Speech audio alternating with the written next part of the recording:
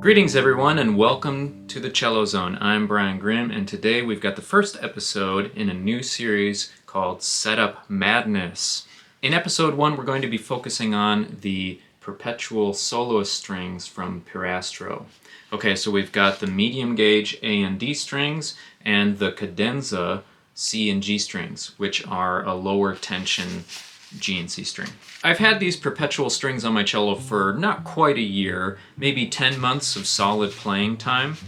And in October I was doing some recording for a filmed version of a play that I'm currently doing the score for. And at that point I was feeling like I wasn't getting quite the sound and the performance out of my instrument and the strings that I wanted. So I figured it was time to change to the next string setup that I had waiting in the wings, which in this case was the Jargar Superior A and D strings, medium gauge, and Larsen, the original classic strong gauge of the G and C string. This is for a particular reason, this combination. I'll get into that in a future Setup Madness video, as you'll see where this is going next. I wanted to at least capture the sound of what the perpetual strings, the medium soloist A and D, and the cadenza soloist G and C strings, wanted to capture what they sounded like after about 10 months of playing time before I switched them off and went to a different string set. So that's what this video is. It's just me warming up in C minor mostly before a recording session for this play that I'm working on.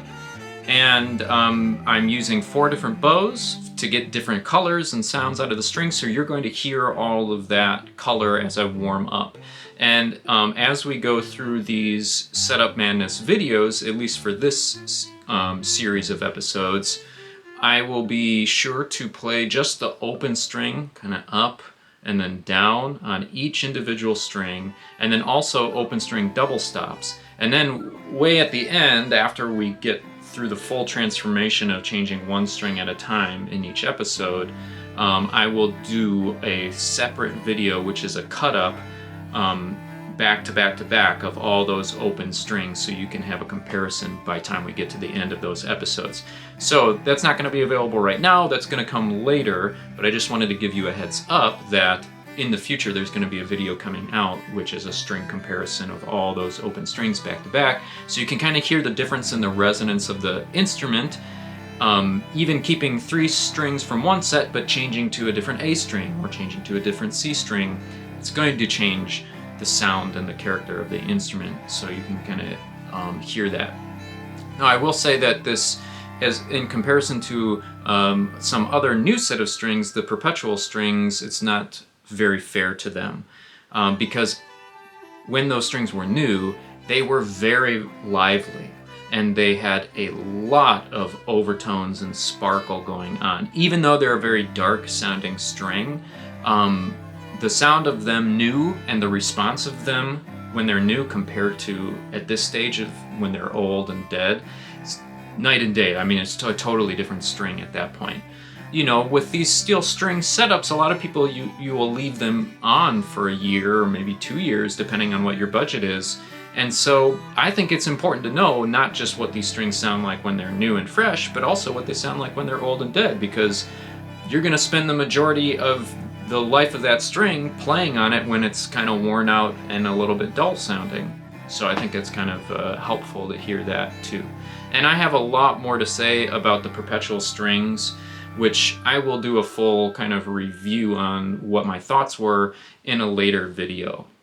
This first video is kind of more just a getting warmed up so you can hear the sounds of the perpetual strings before we start changing to other string sets. So a quick note about the footage. I finally got a real camera, but the footage you're going to see was not filmed on it. In fact, there's going to be quite a number of episodes that you will see that were filmed either on my laptop's webcam or on my cell phone. At some point it will catch up, and in future episodes I will have better video quality. But what I filmed was filmed in October, and I was using the best of what I had at the time. The purchase of this camera and its accessories was made possible through a Dane Arts grant. So an extra special thank you goes out to Joe Parisi and the Dane Arts Board for awarding me this grant money. So that brings us to the audio setup. The reason that I had the laptop in that position, which is not the best filming angle, is because that's as far over as I could get it while still keeping it connected to my audio interface back there. So what you're going to be hearing is the exact microphone setup that I'm using in the same setup with me in my chair in the same place as I'm tracking for the score that I'm making for this filmed play. So you're going to hear just the raw files, no extra EQ, compression, saturation, anything afterwards, no touching it up afterwards. It's just the straight tracking files that I'm getting through my microphone setup. And I use the same exact microphone setup with the same settings in the same chair placement for all of these videos with the Perpetual strings, the Jargar strings, and the Larsen strings, and then also, sneak peek, the Passione C and G string. That's coming up after the Larsen and Jargar strings setup madness videos. So you're hearing a fair comparison in the audio across the board. There's no manipulation afterwards. It's just the raw tracking files. And it's very practical because those are the tracking files that I'm using as my starting point for the score. And I'm actually using that same sound and then manipulating it how I need to later. But it's not like I'm recording it in some way that I wouldn't actually be using. It's the same setup that I'm using at the present time to record these scores. So I know that was a lot of talking. We'll get into some playing now. I just needed to explain a few things before we get into the first couple episodes of Setup Madness. Here we go. Here's me warming up and just exploring the open strings and some C minor sounds on the cello, getting ready for that recording session back in October.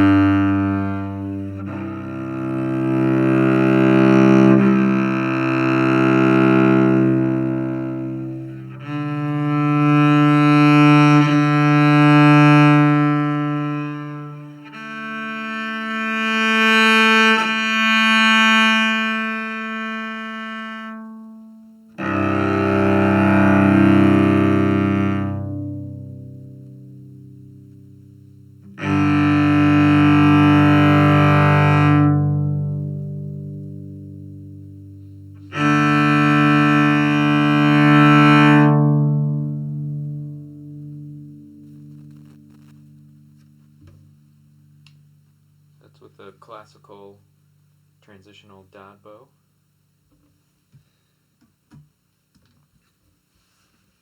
Here's with a Tourte style bow.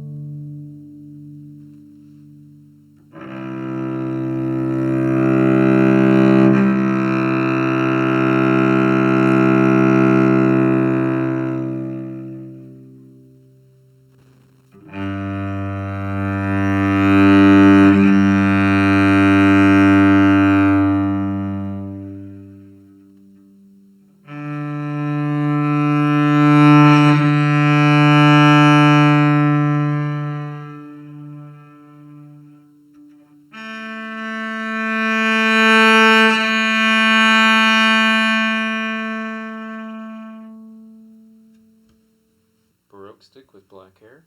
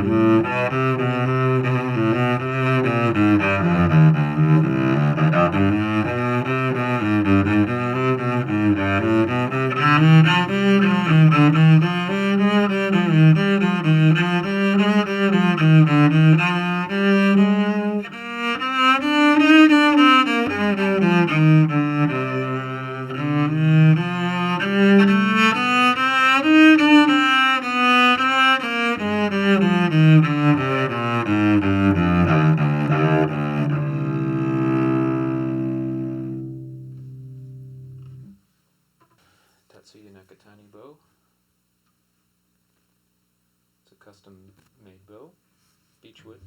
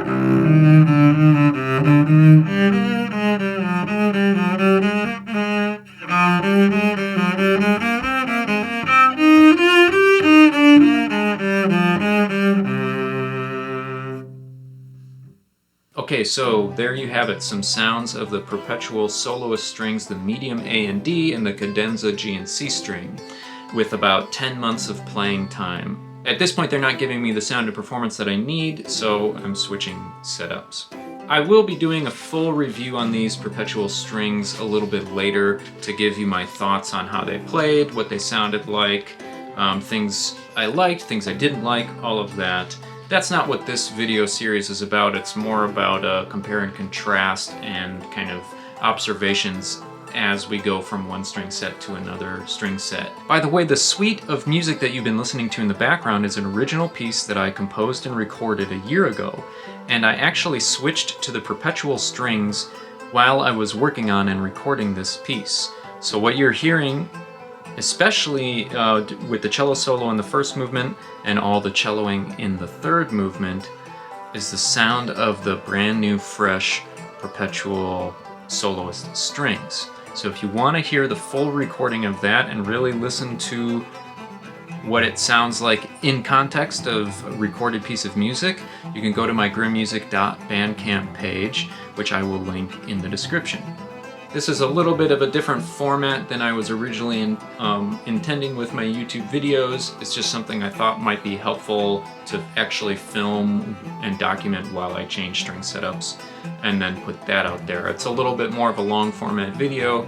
You can let me know if you like it or not in the comments, or if you have other suggestions. I'm very open to that kind of thing. If you found this video helpful, please like and subscribe, comment, all that stuff. It really will be helpful for me as I continue to make this kind of content and grow the channel.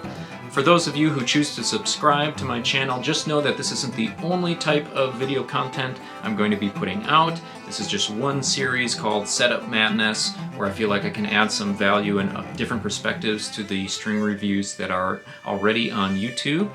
I will be putting out lessons and tutorials and gear reviews and some deep dives into other topics like my own cello theory, jazz, pizzicato technique, experimental techniques, and also I have some other ideas up my sleeve, but we're getting ahead of ourselves. I hope you got something useful out of this video, and I will see you for the next episode of Setup Madness right here in the Cello Zone.